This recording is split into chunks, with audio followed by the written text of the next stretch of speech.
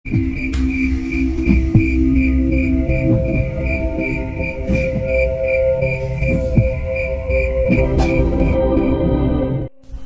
mas, arep moleh neng omai Simbo?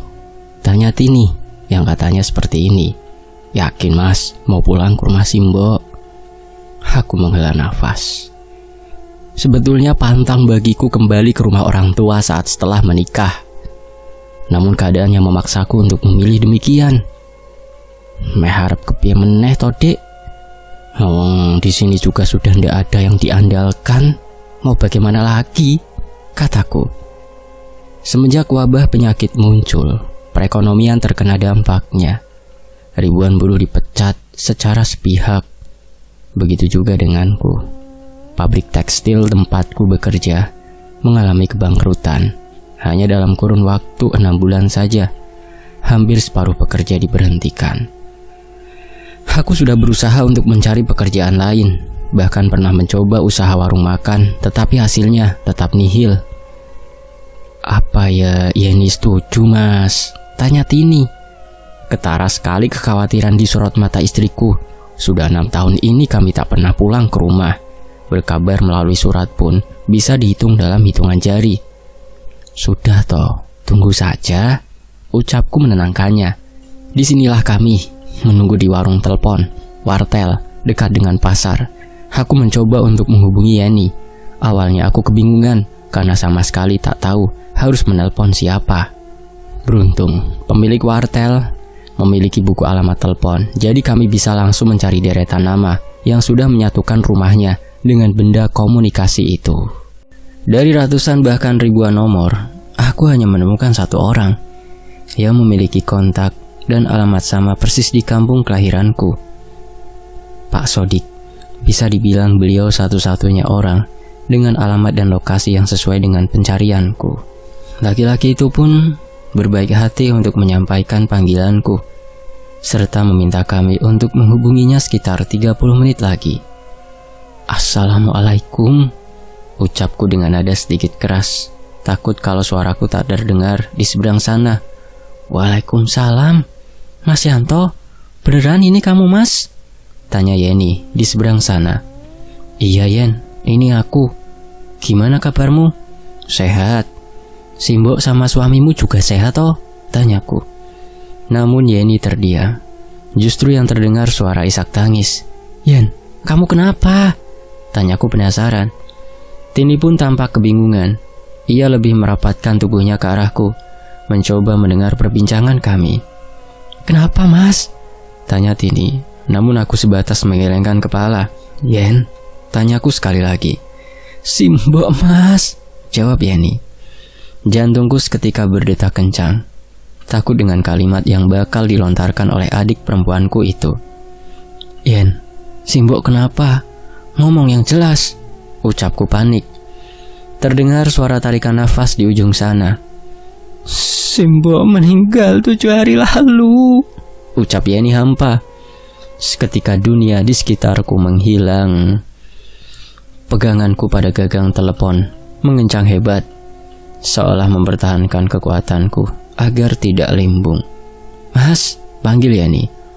Aku pulang sekarang Yen, kataku. Terdengar suara tangis Yeni semakin keras.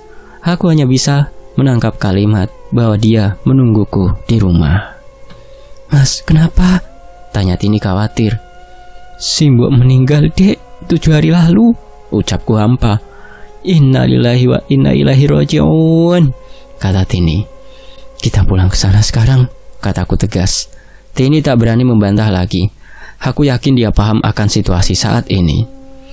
Setelahnya kami pulang ke rumah kontrakan dan langsung mempersiapkan semuanya. Dengan barang seadanya, kami bergegas pergi ke terminal. Entahlah, untuk perabot dan barang lainnya saat ini aku belum bisa memikirkannya. Toh kontrakanku habis 3 bulan lagi. Aku masih punya waktu banyak untuk mengambil sisanya atau nanti bisa dijual. Sepanjang perjalanan aku lebih sering diam. Rasanya tubuh dan pikiranku benar-benar lelah. Bahkan saat Anissa, anak perempuanku yang masih berumur 5 tahun, meminta untuk digendong, aku sama sekali tak punya tenaga. Nisa sama ibu dulu ya, Bapak lagi capek, ucap Tini saat Nisa merengek minta bermain denganku. Kuusap kepala Nisa. Wajah bocah itu terlihat murung. Seketika aku teringat akan perlakuan Simbok kepadaku di waktu kecil. Bagaimana wanita itu mengurusku, memarahiku. Bagaimana dia menjadi wanita hebat selama ini. Sontak air mataku meleleh. Menyesal telah mengabaikan keberadaan Simbok selama 5 tahun terakhir. Aku malu dengan diriku sendiri sampai bisa berbuat demikian. Yang ada hanya penyesalan yang mendalam. Tak terasa 9 jam perjalanan aku berada di dalam bus. Hari sudah malam saat aku sampai di terminal kota kelahiranku. Kuedarkan pandangan, mencari ojek atau mobil tumpangan agar bisa sampai di desa Sekaraji. Tunggu kene sik yo, aku tak golek kendaraan, ucapku meminta kepada Tini untuk duduk di bangku depan kios. 15 menit aku mencari, namun tak kutemukan ojek yang mau menerima tawaranku. Selain jarak, wilayahku memang termasuk berbahaya. Masih banyak begal berkeliaran di sana. Bodoh, pikirku. Kenapa harus berangkat mendadak? Kalau seperti ini bisa-bisa aku dan anak istri tidur di terminal. Panik, aku mencoba ke sisi lain terminal. Namun sama sekali tak kutemukan orang yang mau mengantar kami. Menghela nafas, aku hendak kembali ke tempat di mana Tini dan Nisa menungguku. Namun langkahku terhenti saat melihat musola di ujung deretan kios. Ya Allah Gusti, apa kami tidur di sana dulu?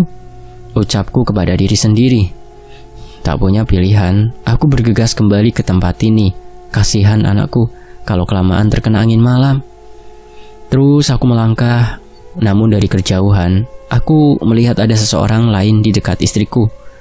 Takut ada orang jahat sedang berusaha mencelakai istri dan anakku, aku langsung menghampiri mereka. Ucapku sedikit keras. Mereka bertiga menoleh. Kudapati seseorang tak asing. Heri? Tanyaku memastikan. Mas Yanto? Ucapnya, maju tersenyum sambil mengulurkan tangannya. Alhamdulillah mas, sudah 3 jam loh aku nunggu di sini. Pas banget, tadi aku baru mau pulang. Pas keluar dari kamar mandi, kok seperti melihat Mbak Tini. Jelas Heri sebelum aku bertanya. Ngapain kamu di terminal, Her? Tanyaku. Loh, Yeni yang minta buat aku jemput kalian kok. Memangnya dia ndak bilang? Tanya Heri bingung. Aku menggelengkan kepala. Hendak bertanya lebih, tetapi Tini menyela. Kalau kita ngobrolnya di rumah gimana? Kasihan Nisa sudah ngantuk, pinta Tini sambil mengusap rambut Nisa yang tertidur di pahanya. Bergegas aku dan Heri mengambil barang bawaan kami. Beruntung Heri meminjam mobil milik Pak Kades, jadi kami bisa segera pulang ke rumah. Gimana kabarmu, Her? Sehat? Tanyaku. Kuperhatikan penampilan Heri sudah jauh berubah saat terakhir aku melihatnya beberapa tahun silam. Kini tubuhnya jauh lebih berisi, ditambah setelan gaya parlente yang cukup keren, membuatku sedikit terpesona dengan penampilannya. Alhamdulillah sehat bergas waras mas. Kalian juga sehat semua toh? Tanya Heri. Aku sebatas mengiyakan. Belum waktunya menceritakan kondisiku kepada Heri. Simbok bisa kenapa meninggal, Her? Tanyaku yang sudah tidak bisa menahan. Sakit mas, ucap Heri singkat. Sakit apa? Tanyaku kembali sambil melihat ke jok belakang. Tampak Tini dan Nisa sudah terlelap kembali. Nanti kita bicara di rumah saja ya mas. Aku tak fokus nyetir dulu. Jalannya masih jelek ini, pinta Heri. Aku tahu dia menghindari menjawab. Namun aku juga tak bisa memaksa. Biarlah nanti kutanya saat sudah sampai di rumah.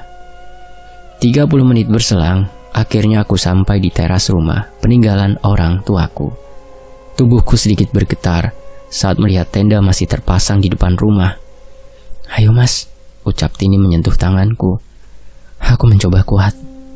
Perlahan melangkah menuju rumah yang sudah menjadi saksi bisu tumbuh kembangku.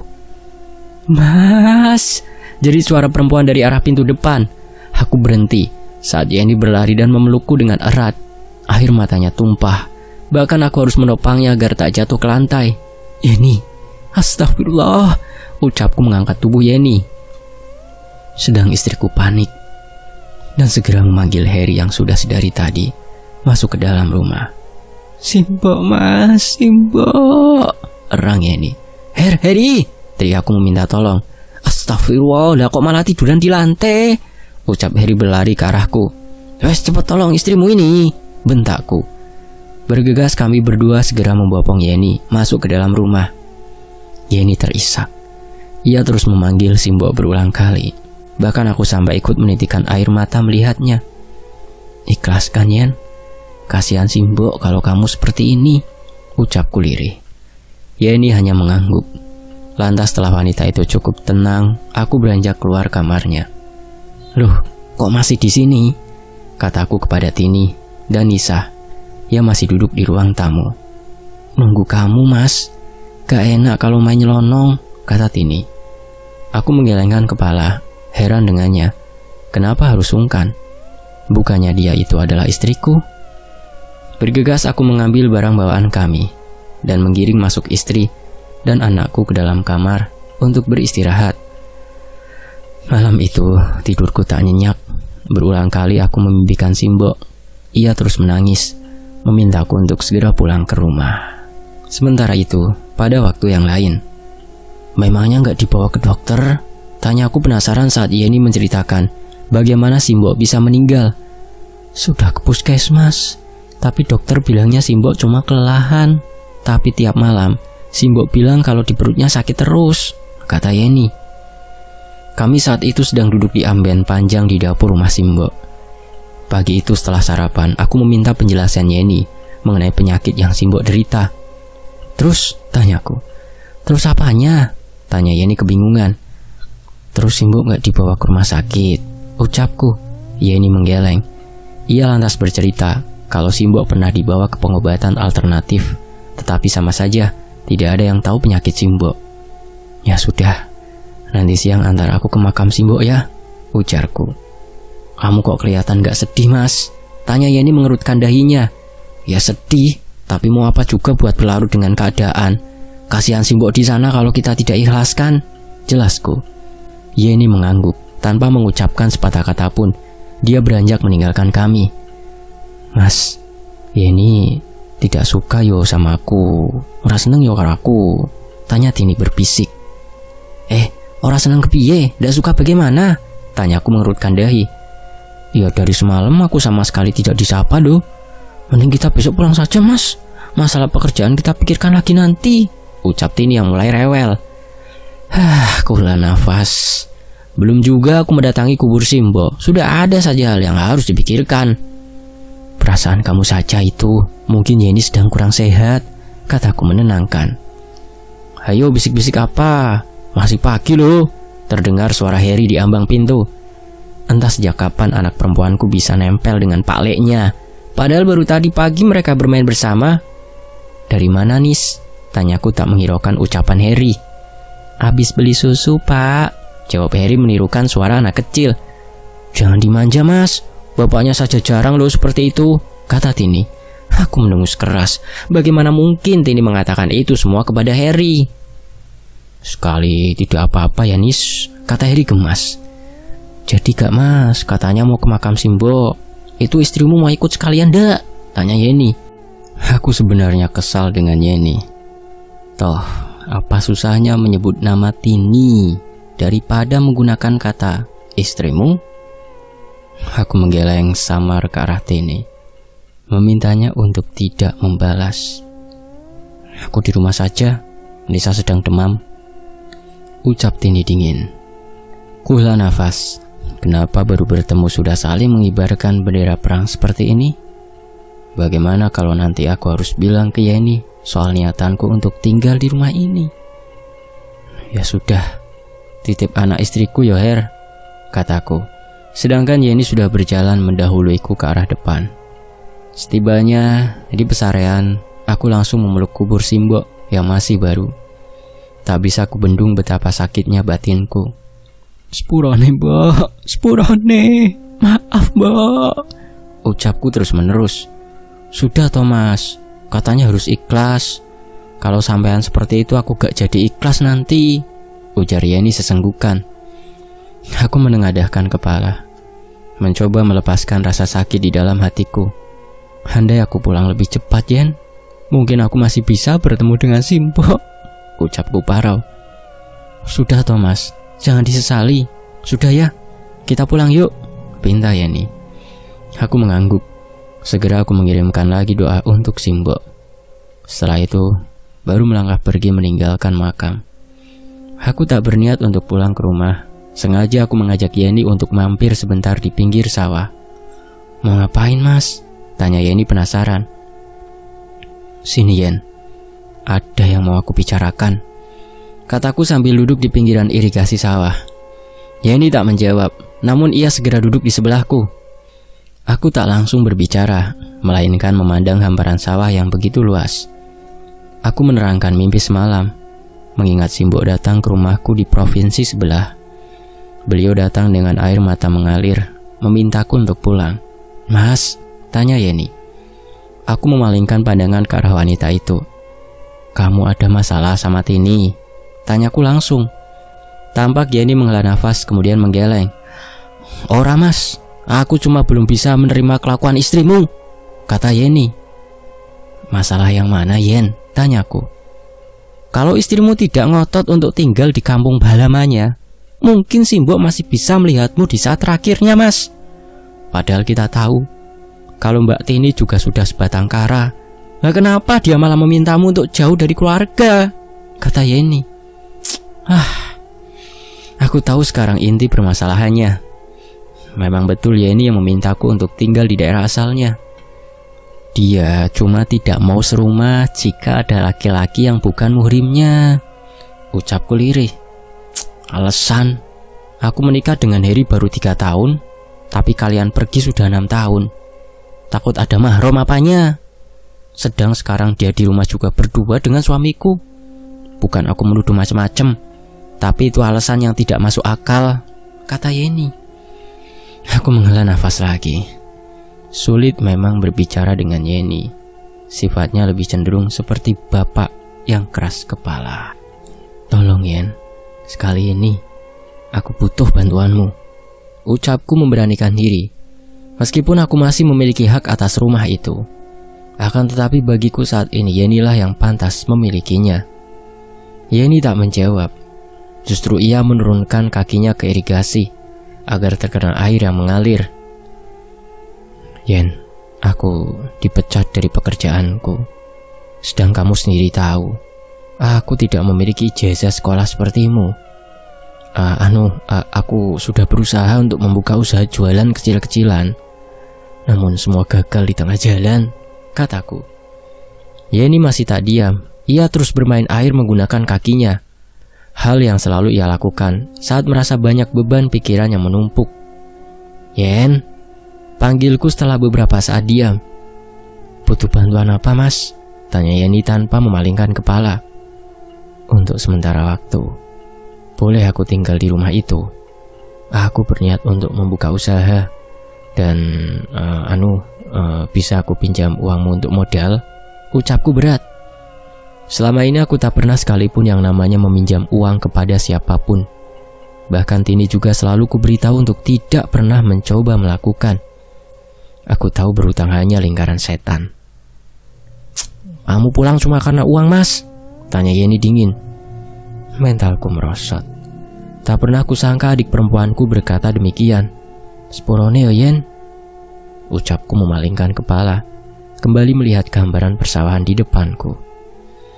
Cukup lama kami terdiam dengan pikiran masing-masing. Kenapa sih mas, kamu seperti ini? Tanya Yeni akhirnya. Maksudnya? Tanyaku bingung. Ya kenapa sampean memilih jalan hidup seperti ini? Dulu Simbok itu selalu menanyakan kabarmu, memintaku untuk mencari tahu. Bahkan aku pernah mengirimmu surat, tapi tidak pernah kau balas, ucap Yeni. Aku merutuki kebodohanku. Pantas saja aku tak pernah mendapatkan surat dari Yeni selama 3 tahun terakhir. Ternyata aku sendiri lupa untuk mengabari keluargaku tentang kepindahanku ke wilayah lain. Sepurone, aku lali Yen, ucapku lirih. Lali mas, utekmu kira dinggo apa? Sampean iki iso sayang karo anak bojo, tapi karo wong sing lairke malah lali, kata Yeni sengit. Yang katanya, utekmu tak dipakai, Kamu itu bisa sayang sama anak istri, tapi sama orang yang sudah melahirkan malah lupa. Aku tersentak mendengar pernyataan Yeni yang ceplas-ceplos. Kepalan tanganku menguat menahan amarah. Akan tetapi aku tak bisa melepaskannya. Bagaimanapun juga ini semua kesalahanku. Ya wes, aku sesok tak boleh. Aku besok pulang. Maaf sudah merepotkanmu. Ucapku hendak berdiri, namun Yeni menahanku. Kulihat air matanya sudah merebak di pelupuk mata. Ojo lu ngomeneh mas, jangan pergi lagi. Aku cuma punya 2 sampean, ucap Yeni yang langsung terisak. Aku hanya diam tak berbuat apapun. Namun akhirnya ku dekap Yeni agar dia lebih tenang. Ojo mesum, terdengar suara keras di belakang kami. Sontak aku melepaskan Yeni dan langsung menolehkan kepala. Kulihat beberapa meter di belakangku seorang pria dengan arit di pundaknya. Darmin? Tanyaku memastikan. Lolah, sepertinya kenal yo. Asu, bocah asu. Umpat Darmin langsung melangkah cepat ke arahku. Aku tersenyum langsung memeluk sahabat kecilku dengan erat. Darmin sama sekali tak berubah. Tubuh gempal dan kekar itu selalu membuatku ketakutan. Yanto, kapan mulai gue? Asu tenan gue? Kata Darmin memelukku dengan erat. Kemarin malam baru pulang, jawabku. Setelahnya Darmin membawa kami untuk duduk di saung dekat sawahnya. Beberapa waktu kami mengobrol seru, bernostalgia satu sama lain. Ya wes, jangan lupa mampir sebelum pulang, ucap Darmin. Mas Yanto mau menetap lagi di desa ini men, jadi jangan khawatir, jawab Yeni sebelum aku sempat menanggapi. Lah sing tenan. Ya sudah, nanti ngopi bareng ya, ucap Darmin. Setelahnya kami berpamitan, karena hari sudah mulai siang. Tak elok rasanya aku meninggalkan Tini, Nisa, bersama Harry sendirian di rumah. Di tempat lain. Pas kebetulan, aku ada tempat untuk usaha di dekat pasar sana. Walau cuma di trotoar, tapi tempatnya rame. Nanti sampean bisa buka warung makan di situ, ucap Harry saat aku mengutarakan niatanku. Modalnya itu, Her. Aku ndak punya uang lebih. Justru aku mau jualan dulu saja di rumah. Buka warung kecil-kecilan, kataku. Modal biar aku pinjami dulu, Mas. Nanti pelan-pelan sampean ganti ndak apa-apa kok. Iya toh Mbak Tin? Tanya Yeni. Tini tampak mengerjap. Ia tak menyangka kalau Yeni bakal menyapanya seperti itu. Ya, aku terserah Mas Yanto. Kalau dia mau ya silahkan, jawab Tini. Beneran ya? Aku ngembaliinnya pelan-pelan yo Her, ucapku kepada Harry dan Yeni. Nah gitu loh, kan aku juga bakal ketemu sama Nisa terus, ya Nis ya? Ucap Harry langsung menggendong Nisa dan menciumnya dengan gemas. Kasihan Nisa Her, kamu bikin sendiri sana lu, kelakarku sambil berpura-pura mau mengambil Nisa dari gendongan Harry. Hush, gak sopan, tegur Tini. Aku merutuki kebodohanku. Segera aku meminta maaf atas kelancanganku. Namun dengan entengnya, Harry tertawa dan menganggap kalau itu hanya lelucon saja. Malam kembali datang. Seharian aku menyiapkan perabotan yang bakal kugunakan untuk usahaku nanti. Beruntung semua sudah tersedia, hanya butuh tenda dagang untuk melindungi usaha dari terik panas matahari. Mas, panggil Tini merapat ke arahku. Kenapa toh? Kataku heran. Tak biasanya Tini seperti ini. Bahkan saat ku peluk pun, ia hampir selalu menolak. Perasaanku ndak enak dari tadi. Seperti ada yang mengawasi dari luar, ucap Tini sambil melihat ke arah pintu belakang yang masih terbuka.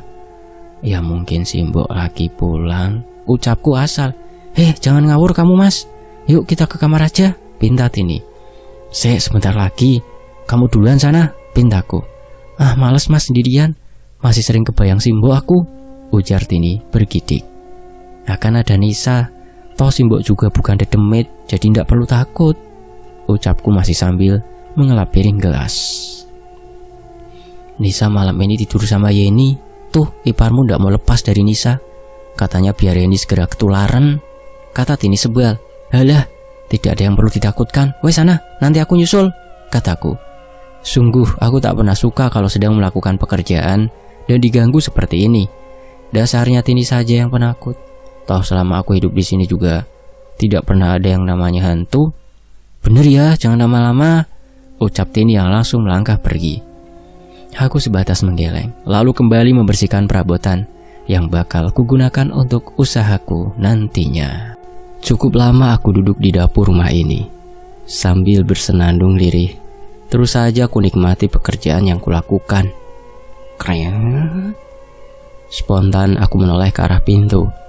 Kuamati lekat-lekat, jelas dari sudut mataku. Tadi aku melihat ada seseorang yang mendorong pintu itu dari luar. Lama aku menunggu, namun orang itu tak kunjung muncul.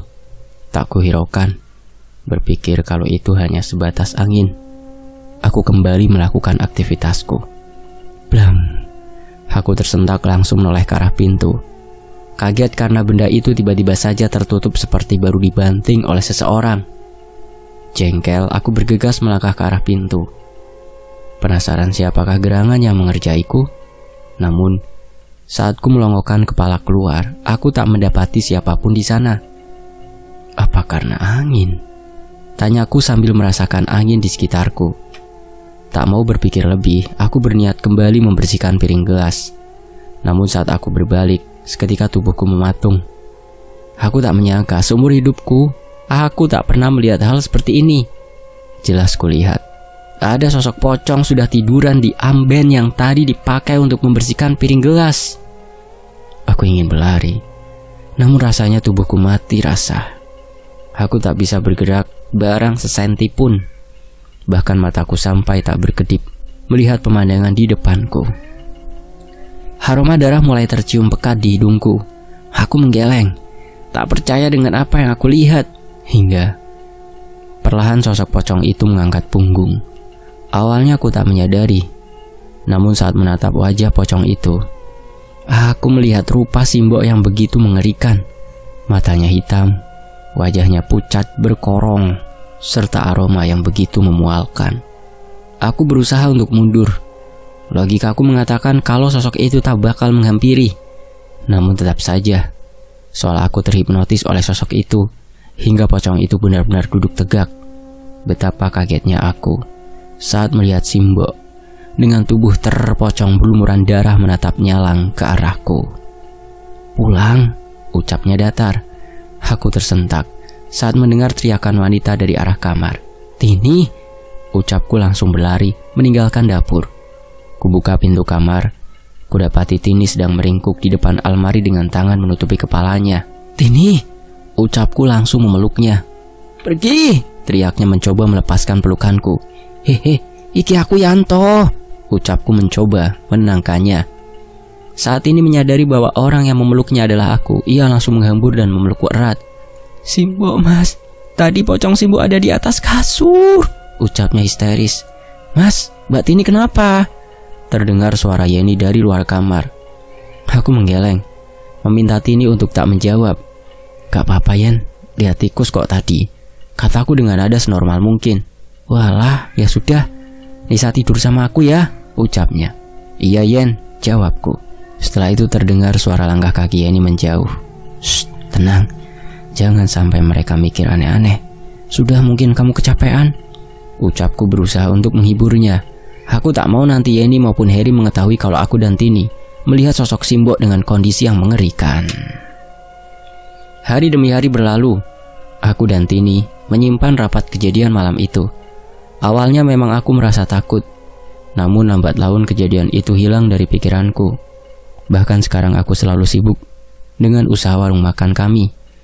Tak ubahnya aku menjadi robot manusia, berangkat pagi dan pulang larut malam. Tapi aku tak mengeluh. Dari pagi hingga siang ini juga turut membantuku. Untuk sementara, memang Nisa kutitipkan kepada Yeni. Hingga pada suatu malam aku baru saja pulang dari warung. Waktu itu hujan turun dengan derasnya. Beberapa kali aku mengetuk pintu, tapi tak ada sahutan sama sekali. Aku hendak pergi ke sisi rumah lain, mencoba mengetuk jendela kamarku. Namun saat sampai di ujung teras, sayup aku mendengar suara tangisan dari arah samping rumah.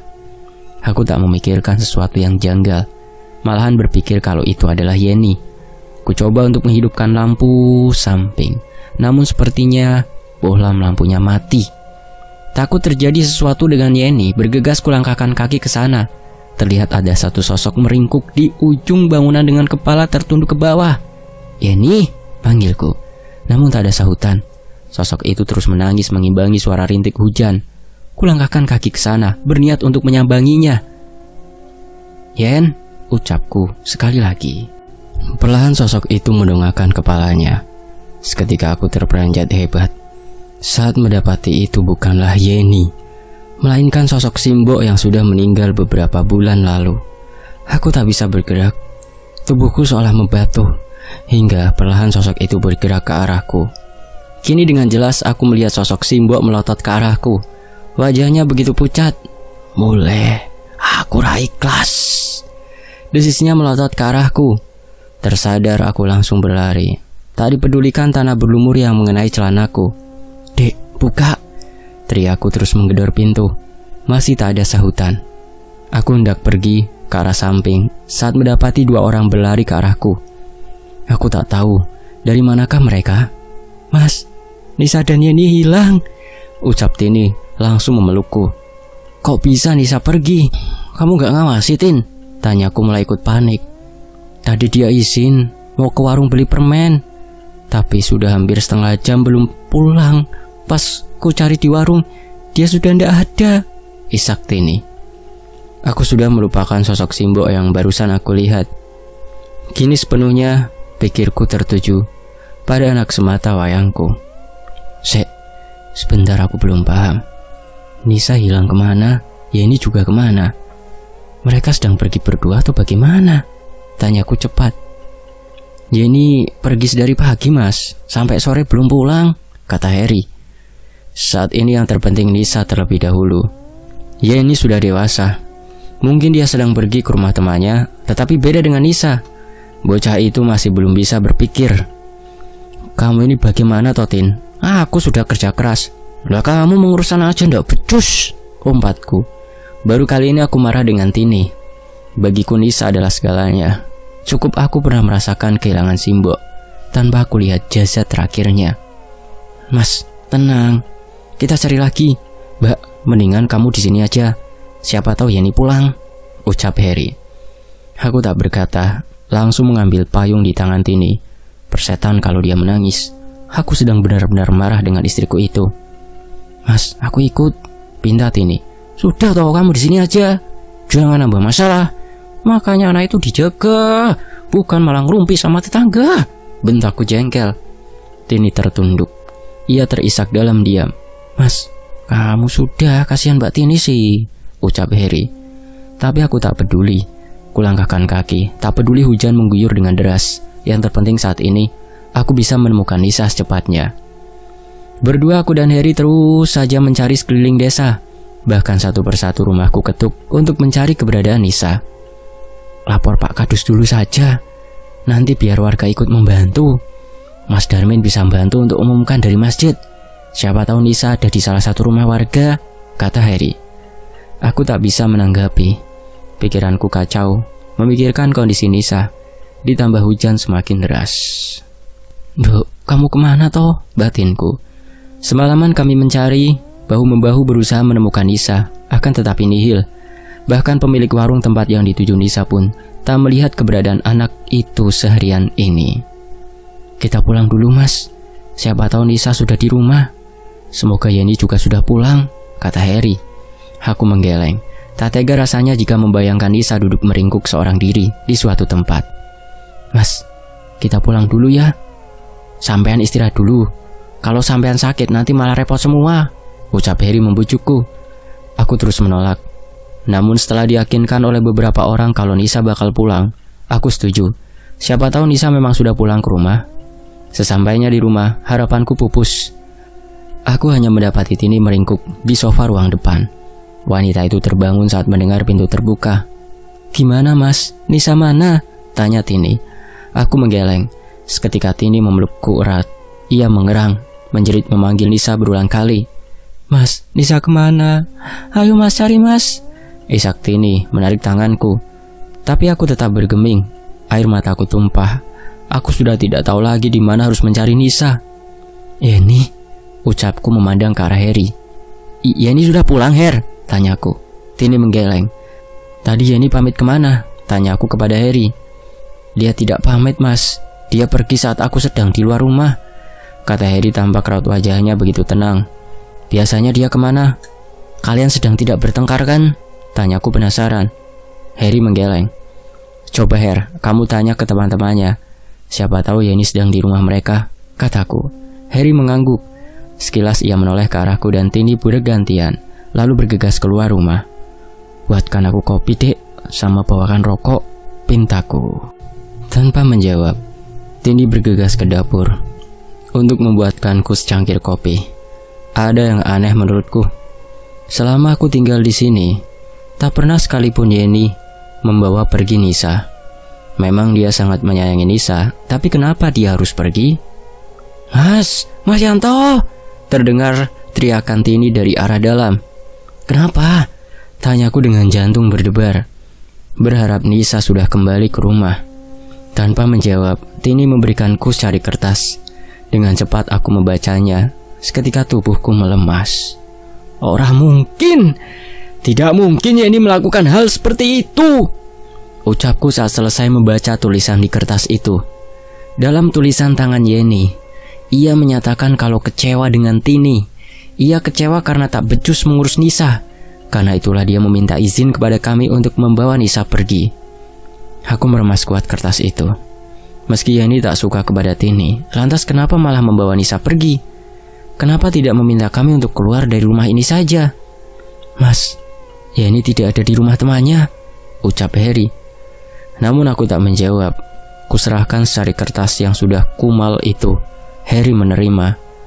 Terlihat matanya bergerak dengan cepat membaca surat itu. Yeni, geram Harry. Ada masalah apa ini sebenarnya, Her? Tanya aku masih mencoba untuk tenang. Sek mas, aku juga tidak tahu. Hubunganku dengan Yeni baik-baik saja. Kenapa sampean tidak menanyakan kepada istrimu? Bukannya jelas di surat itu tertulis nama istrimu, kata Harry. Aku memalingkan kepala ke arah Tini. Kamu berantem sama Yeni? Tanyaku masih dengan nada senormal mungkin. Tini tampak ketakutan. Ia menggeleng untuk menjawab. Jawab kalau ditanya, bentakku keras sekali. Aku sudah tidak tahan lagi. Aku yakin pasti ada sesuatu di rumah ini yang tak ku ketahui. Tini menggeleng. Aku tidak ada masalah, Mas. Justru Yeni yang punya masalah denganku. Kamu tahu sendiri toh, kalau dia itu tidak suka denganku, ucap Tini. Aku menghela nafas kasar. Benar ucapan Tini. Selama ini yang memiliki masalah itu Yeni. Lantas kenapa harus membawa anakku? Mas, tenang. Kita tunggu. Pak Kades sedang ke kantor polisi untuk melaporkan kasus ini, ucap Harry. Tak ku jawab. Aku kembali menghisap rokokku dalam-dalam. Kalau benar sampai Yeni membawa Nisa pergi, lihat saja. Bakal aku balas perbuatannya. Jam berganti, hari pun berganti. Aku masih tidak menemukan keberadaan Nisa dan Yeni dimanapun. Gairah dalam hidupku sudah menghilang. Bahkan rasanya mau makan pun begitu tak enak. Nisa, kamu di mana, Dok? Tanyaku hambar menatap foto anak semata wayangku itu. Mas, kamu makan dulu ya, biar sehat. Nanti kita cari Nisa lagi, ucap Tini, mencoba menyuapkan nasi ke mulutku. Sudah hampir seminggu, Dek. Bagaimana kalau terjadi sesuatu dengan Nisa? Kataku lemah. Shh, jangan bicara seperti itu, Mas. Aku yakin Gusti Allah pasti menjaga anak kita, ucap Tini. Aku mengangguk. Sudah tak ada lagi air mata yang bisa menetes dari mata ini. Aku hanya bisa berpasrah sekarang. Semoga Nisa dan Yeni segera ditemukan. Diminum dulu obatnya, nanti biar cepat sembuh, ucap Tini. Aku menurut, meminum obat yang diresepkan oleh dokter. Semenjak kehilangan Nisa, aku tak pernah bisa tidur.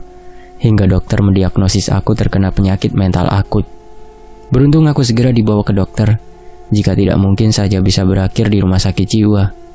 Setelah meminum obat, perlahan kesadaranku mulai menghilang.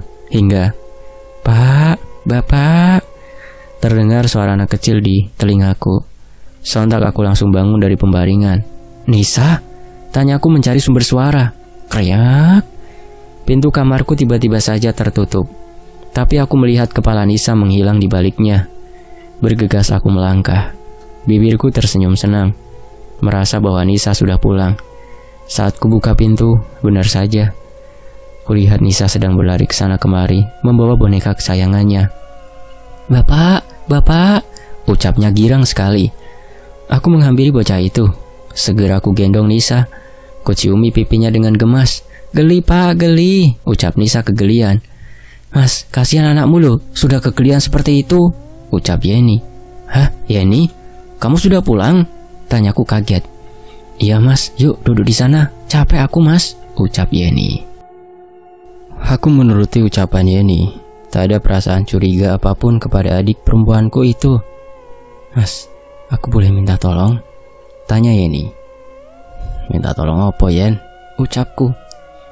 Yeni tersenyum. Ia berdiri dan memanggil Nisa. "Mas, aku antar ke rumah temanku ya. Sekalian aku mau pamit sama kamu," ucap Yeni. "Pamit kemana lagi? Kan baru pulang toh." "Besok-besok kalau mau pergi sama Nisa itu bilang," tegurku. Yeni terkekeh. "Tenang mas, Nisa aman sama aku, biar aku jagain. Kamu yang kuat ya," ucap Yeni. "Kamu yang kuat ya?" Aku mengerutkan dahi, tak paham dengan kalimat Yeni. Wes sudah, jangan melantur. Jadi diantar tidak?" tanyaku. Yeni mengangguk, sedang Nisa langsung memintaku untuk menggendongnya. "Bapak, gendong," ucap Nisa lucu. Kami bertiga segera pergi meninggalkan rumah. Sepanjang jalan Yeni dan Nisa terus berceloteh menceritakan apapun. Hingga akhirnya kami sampai di sebuah rumah di tempat asing. "Ini rumah temanmu, Yen?" tanyaku penasaran. "Iya mas, nanti kalau ketemu sama Mas Heri bilang aku tidak kesini ya. Kamu tunggu di sini saja, nanti kalau sudah selesai aku panggil," ucap Yeni. Aku keheranan, tetapi mengangguk saja. Mungkin Yeni memang sedang memiliki masalah dengan Heri. Cukup lama aku menunggu hingga aku mendengar suara teriakan wanita dari rumah tua itu. Panik aku bergegas berlari ke arah suara itu. "Yeni!" panggilku. Tetapi tak ada sahutan. Aku berusaha untuk memutar, mencari celah agar bisa masuk ke dalam rumah. Hingga aku temukan pintu samping rumah sedikit terbuka. Tanpa berlama-lama, aku langsung masuk ke dalam, mencari keberadaan Yeni dan Nisa. "Yeni!" panggilku. Tak ada sahutan. Aku semakin panik. Beberapa kamarku buka dengan paksa, tetapi nihil. Tak ada seorang pun di sana. Bruk. Aku mendengar sesuatu dari arah belakang rumah. Bergegas aku berlari ke arah sumber suara dan saat membuka pintu, tubuhku langsung ambruk seketika. Kulihat satu tubuh tergantung, kelopak matanya terbuka, bahkan bekas air matanya masih terpeta jelas di pipinya. "Nisa!" Jeritku langsung berusaha untuk menurunkan tubuh Nisa, namun jasad itu sudah begitu dingin. Aku menangis jadi-jadinya. Tak kuasa menahan rasa sakit yang ada di batinku. Apa yang terjadi? Kenapa Nisa sudah digantung seperti ini? Bruk. Sekali lagi aku mendengar suara benda yang dipukul berulang kali. Dengan sisa tenaga aku bangkit. Kucium pipi Nisa, baru melangkah menuju sumber suara. Rumah ini begitu aneh. Aku seperti melihat banyak lorong di sini. Setelah ku amati lebih lanjut, aku justru merasa sedang berada di rumah sakit. Hingga di ujung ruangan aku melihat satu pintu. Aku sebenarnya enggan untuk masuk ke sana. Namun bagaimana kalau Yeni ada di dalam itu? Memberanikan diri aku mendorong pintu itu perlahan, namun justru yang kutemukan sungguh membuat tubuhku limbung jatuh ke lantai. Kini kudapati banyak tubuh bercerai-berai. Hanya menyisakan satu bagian yang utuh, yaitu di bagian kepala. "Yeni," ucapku lirih. Tanpa rasa takut sekalipun aku berjalan ke arah kepala Yeni di ujung ruangan. Dengan tangan gemetaran, ku angkat kepala itu. Air mataku terus menetes. Siapa yang tega melakukan ini semua? Kenapa anak dan adik perempuanku dibunuh dengan cara sekeji ini? "Mas, tolong," ucap kepala Yeni yang ada di tanganku. Tersentak, langsung membuka mata memandang sekitaran. Mimpi yang barusan aku alami benar-benar terasa begitu nyata. Astagfirullah. Ucapku mencoba bangun dari pembaringan. Le, terdengar suara dari sisiku. Spontan kepalaku menoleh ke samping. Betapa kagetnya diriku saat melihat Simbok berdiri di ujung ruangan dengan isak tangis yang memilukan. Astagfirullah. Ucapku kali ini aku benar-benar sadar bahwa ini bukanlah mimpi.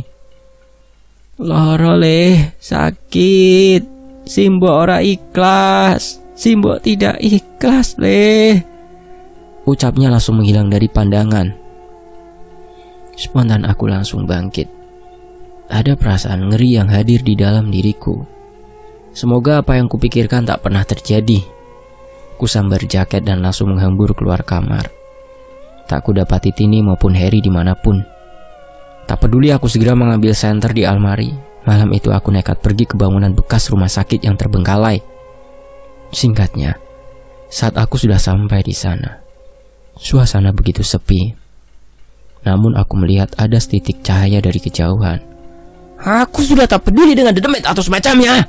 Saat ini aku harus memastikan kalau apa yang ada di dalam mimpiku bukanlah kenyataan. Kumatikan senter dan segera masuk ke dalam. Aku tak mau ada orang yang mengetahui keberadaanku. Bapak, aku menoleh ke samping. Nisa, ucapku walau sayup tapi jelas itu suara Nisa. Terus aku melangkah. Sekali aku melihat ada sekelebat bayangan. Meski ketakutan, tapi entah kenapa aku merasa harus memeriksa bangunan ini. Beberapa ruang sudah aku periksa, namun tak kutemukan apapun. Apa benar tadi hanya imajinasiku saja? Bapak gendong. Sekali lagi aku mengedarkan pandangan. Jelas itu suara Nisa. Aku ingin sekali meneriakkan namanya, tapi takut jika orang yang membawa senter tadi mengetahui keberadaanku. Bisa saja orang itulah yang menculik Nisa dan Yeni. Karena aku masih yakin kalau Yeni tak bakal melakukan itu semua kepadaku. Segera aku ikuti suara Nisa. Kadang suara itu muncul, kadang menghilang, hingga aku tiba di ujung ruangan, kamar mayat. Aku meneguk saliva, takut untuk melangkah lebih lanjut. Pak, Bapak. Terdengar lagi suara Nisa lebih jelas. Dengan jantung berdebar, aku membuka pintu kamar jenazah itu. Semua tampak gelap. Seketika aku berkedip ngeri. Suasana di tempat ini benar-benar mengerikan. Pak, sini, ucap Nisa dari ujung ruangan, lalu siluetnya masuk ke arah lorong. Nisa, panggilku bergegas mengikutinya. Namun sesampainya di ambang pintu, aku terdiam. Manakala melihat sesuatu yang tergantung tepat di atas meja pemandian jenazah. Awalnya aku kira itu adalah dedemet. Namun saat kuperhatikan dengan seksama, ada sesuatu yang aneh. Benda itu lebih mirip boneka ketimbang dedemet. Nekat, kulangkahkan kaki mendekat. Tepat di bawah boneka yang digantung itu ada meja untuk memandikan jenazah. Namun anehnya, meja itu seperti ditutupi oleh bekas penutup keranda. Aku kembali mengamati sekitaran, mencari keberadaan Nisa. Hingga saat aku sampai di depan boneka itu, seketika tubuhku limbung. Semua tampak jauh lebih gelap. Air mataku tumpah saat mendapati boneka yang digantung itu adalah Nisa. Seketika air mataku pecah. Aku hanya bisa memukul lantai berulang kali. Tak peduli banyak dedemet yang melihatku. Nisa, Nisa anak semata wayangku. Haruskah bapakmu ini melihatmu tergantung seperti itu? Segera aku ambil bangku. Aku tak ingin melihat anakku tergantung seperti itu. Dengan sisa tenaga yang kupaksakan, aku menurunkan jasad Nisa. Namun saat hendak turun dari kursi, tak sengaja kaki Nisa menyenggol penutup keranda di atas meja jenazah. Tambah limbunglah aku ketika melihat tubuh Yeni terbaring kaku di tempat itu. Ya Allah Gusti, ada apa ini? Kenapa aku harus mengalami semua ini? Aku terus memeluk tubuh mungil anak perempuanku. Kuciumi pipi dan kepalanya, bahkan aku sampai berusaha untuk membangunkannya. Padahal tubuh Nisa sudah terasa begitu dingin. Maafkan Bapak, Nduk. Maafkan Bapak, orangku. Terdengar suara-suara orang dari arah luar. Aku bergegas menaruh tubuh Nisa di lantai. Aku tahu itu pasti pembunuh anak dan adik perempuanku. Maka aku bersembunyi dalam keremangan di sudut ruangan. Sudah kulakukan. Sekarang kita tinggal membuat Yanto meninggal. Tek. Aku menahan nafas saat mendengar suara yang teramat ku kenali. "Brengsek kamu, Her!" umbatku lirih. Aku menunggu, tak mau gegabah. Aku melihat sekitar, mencari benda untuk bisa digunakan sebagai senjata. Iya mas, jauh lebih baik Yanto segera mati. Tubuhku seketika mati rasa. Satu lagi suara yang begitu familiar di telingaku. Aku sungguh tak menyangka, ya Allah. "Tini," ucapku lirih. "Ya sabar toh dek, sebentar lagi pasti suamimu itu mati dan kita bisa mendapatkan rumah itu." Ucap Harry. Aku bergerak sedikit mengintip dari celah pintu. Seketika amarahku muncul saat melihat Harry melumat bibir istriku dengan bernafsu. Jancuk! Aku sungguh tak menyangka kenapa mereka bisa tega mengkhianatiku, mengkhianati keluargaku. "Sabar toh, kita selesaikan semua dulu. Baru kalau mau melakukan itu," ucap Tini manja. "Melakukan itu? Apa mereka sudah pernah melakukan hubungan intim?" "Bener ya, nanti suamimu kita kasih obat itu lagi." "Ya sudah, yuk kita kubur mereka." Keke Harry. "Loh anakmu nakal Tin, tadi sudah tak gantung, kok malah sekarang tiduran di lantai?" ucap Harry tanpa dosa. "Sudah cepat bakar mayat bocah itu," kata Tini. Harry mengangguk, langsung menyiramkan minyak tanah ke jasad Nisa dan Yeni. Aku mengepalkan tangan dengan kuat. Amarahku sudah tak terbendung lagi. "Asu!" umbatku keluar dari tempat persembunyian. Tampak mereka berdua kaget melihat kehadiranku. Mas Yanto," gegap Tony. "Dasar iblis, dia anakmu Tin, anakmu!" jeritku keras sekali. Tini mundur ketakutan, berlindung di balik punggung Harry. Aku tak menyangka orang yang santun sepertimu, Her, bisa membunuh istri dan keponakanmu sendiri. "Gila kamu, Her," bentakku. "Oh, kamu yang gila mas, enak betul pergi dari rumah bertahun-tahun, pas susah langsung pulang," kata Harry. Aku mengerutkan dahi. "Ya terus, itu rumahku, rumah kedua orang tuaku bangsat," kataku. "Iya benar itu rumah kedua orang tuamu, tapi semenjak kamu pergi, seharusnya rumah itu jadi milik Yeni. Karena si mbokmu tercinta itu sebelum meninggal mewariskan rumah itu kepada Yeni. Kalau kamu tidak pulang, baru si tua bangka itu meninggal 7 hari. Anak laki-lakinya pulang membawa beban." "Iya Totin," ucap Harry. "Apa maksudmu?" tanyaku heran. "Ya itu anakmu cuma jadi beban toh. Tini sendiri yang bilang kamu tidak pernah mau mengurusi Nisa. Semua dikerjakan oleh Tini. Memangnya dia pembantumu? Kakak adik sama saja. Yang laki-laki angkuh, yang perempuan mandul." "Cuh!" umpat Harry sambil meludah ke arahku. Aku hanya bisa mengepalkan tangan kuat-kuat. Tak tahan aku mengambur ke arah Harry. Berkali-kali aku mencoba memukul tubuh Harry, namun tenagaku kalah. Aku lupa bahwa selama seminggu ini aku jarang menyantap makanan. Buk. Aku dilempar sekuat tenaga ke arah tumpukan kayu. Rasanya tubuhku sakit sekali. Aku mencoba untuk bernafas. "Bakar saja semuanya mas," pinta Tini. Harry mengangguk, lalu menyiramkan minyak tanah ke tubuhku. "Awalnya aku ingin membuat kematianmu secara perlahan, tapi istri cantikmu itu malah meminta cepat Yanto. Sebagai calon suaminya, aku harus mengikuti kemauannya toh," ucap Harry. Aku sudah begitu lemas, sudah pasrah jika harus menghadapi kematianku. "Sebelum kamu pergi menemui keluargamu, aku mau memberikan satu rahasia lagi Yanto. Aku yang membunuh si mbokmu itu. Dan aku juga sudah merasakan tubuh istrimu." "Mwah!"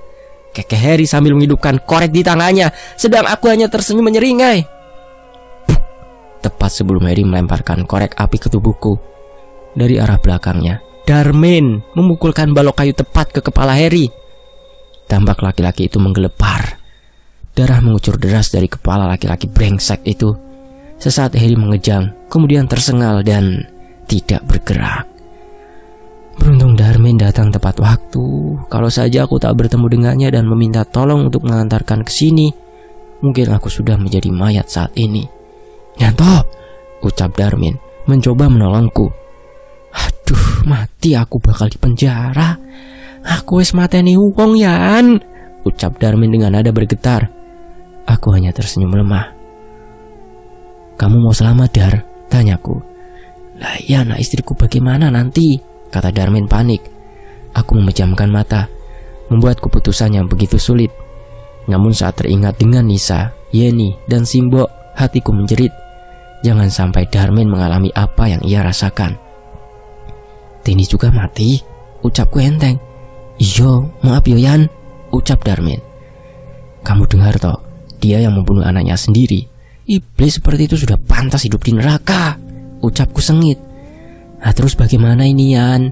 Tanya Darmin panik saat melihat 4 mayat di ruangan jenazah itu. Kamu percaya sama aku toh Dar? Tanyaku. Segera aku memberitahu Darmin apa yang harus dilakukan. Kami menggotong jenazah Nisa dan Yeni keluar. Lalu jenazah Tini dan Heri ditumpuk dengan kayu dan benda-benda lainnya.